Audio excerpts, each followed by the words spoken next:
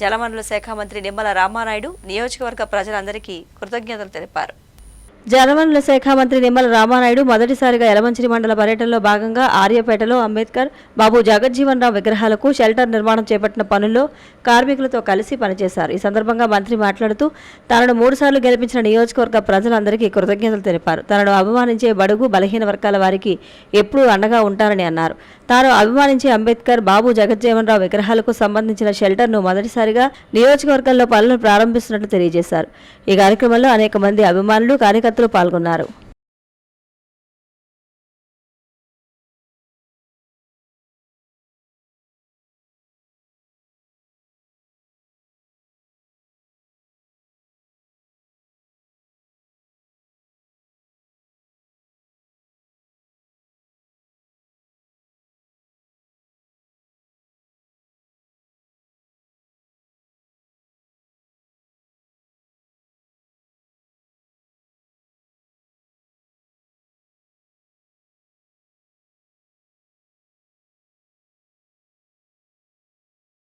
పాలకొల్లు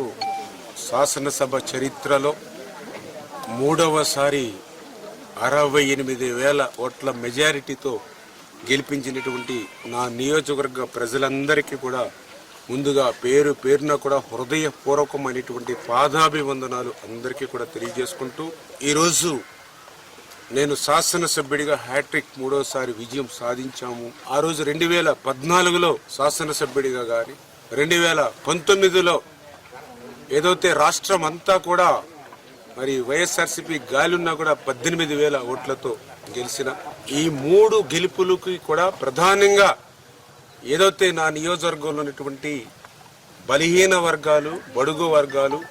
పేద మధ్యతరగతి కుటుంబాలు ఎవరైతే ఉన్నారో వాళ్ళందరూ నా కుటుంబం అని నేను ఎట్లా భావిస్తానో వాళ్ళు కూడా నన్ను వారి కుటుంబ సభ్యుడిగా భావించి వరుసగా 3 సార్లు గెలిపించుకుంటూ వస్తున్నటువంటి పరిస్థితి. అందులో కూడా ప్రత్యేకించి ఆ రోజు 2014లో 6,700 మెజారిటీతో,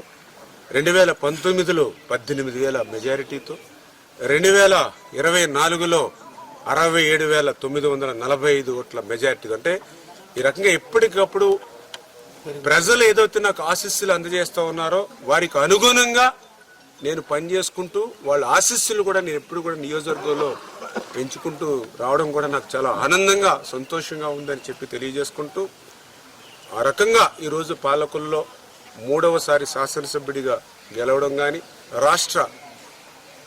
ఇరిగేషన్ శాఖ మంత్రిగా మరి ప్రమాణ స్వీకారం చేసిన తర్వాత కానీ ఈవేళ నా పాలకొల్లు నియోజకవర్గంలో నేను మొదలు పెట్టేటువంటి నా పని నేను ఎప్పుడు కూడా అభిమానించేటువంటి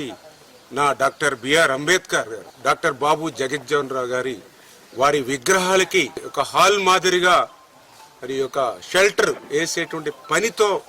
అది కూడా నాకు అత్యంత ఇష్టమైనటువంటి కష్టపడి పనిచేసేటువంటి శ్రమదానంతో నా సొంత ఖర్చులతో ఈరోజు ఈ యొక్క కార్యక్రమాన్ని మరి నా నియోజకవర్గంలో నేను ప్రారంభించుకోవడానికి చాలా ఆనందిస్తున్నానని చెప్పి